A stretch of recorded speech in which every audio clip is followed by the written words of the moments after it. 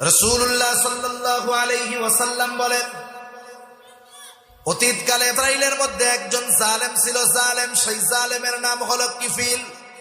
হাদিসের মধ্যে আসছে কাফালা, কিফিল হলো তার নাম।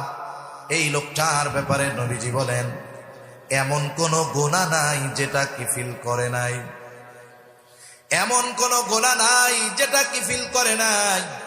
রাসূল আকরাম সাল্লাল্লাহু আলাইহি ওয়াসাল্লাম বলেন, একদিন ওই জালেম কিফিলের কাছে একটা লোক আসছে, একটা মহিলা আসছে কিছু টাকা নেওয়ার জন্য।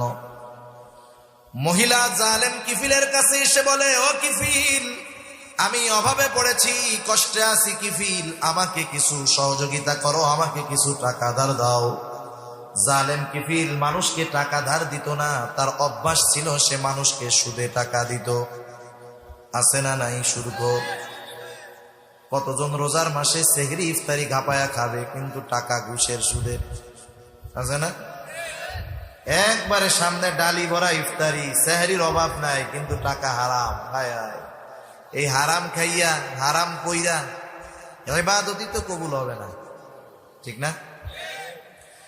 জালেম কিফিল বলে, আমি কাউকে টাকা ধার দেই না, আমার থেকে টাকা নাও, সুদে নিতে হবে। মহিলা অভাবে পড়ে গেছে, তো হওয়ার ওয়াদা দাও।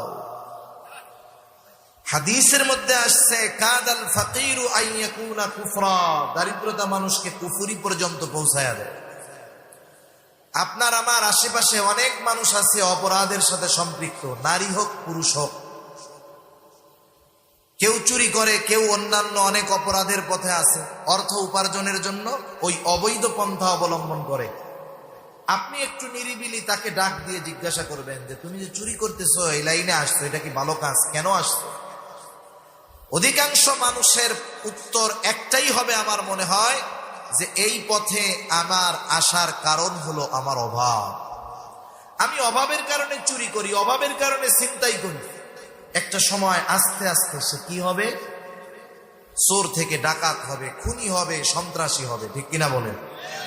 এখন এখানে আমাদের কিছু সামাজিক দায়বদ্ধতা আছে, শহরে হোক গ্রামে হোক। আমি যখন দেখবো আমার কোনো প্রতিবেশী অভাবের কারণে তার স্বভাব নষ্ট হচ্ছে, গোনার পথে যাচ্ছে, ছেলে হোক মেয়ে হোক পুরুষ হোক নারী হোক, তখন তার প্রতিবেশী হিসাবে আমার দায়িত্ব হলো, আমি যদি সামর্থ্যবান হই, আমার আশেপাশে বন্ধু বান্ধব যদি সামর্থ্যবান থাকে, আমাদের উচিত হবে তাকে সহযোগিতা করা, গোনার থেকে ফেরানো।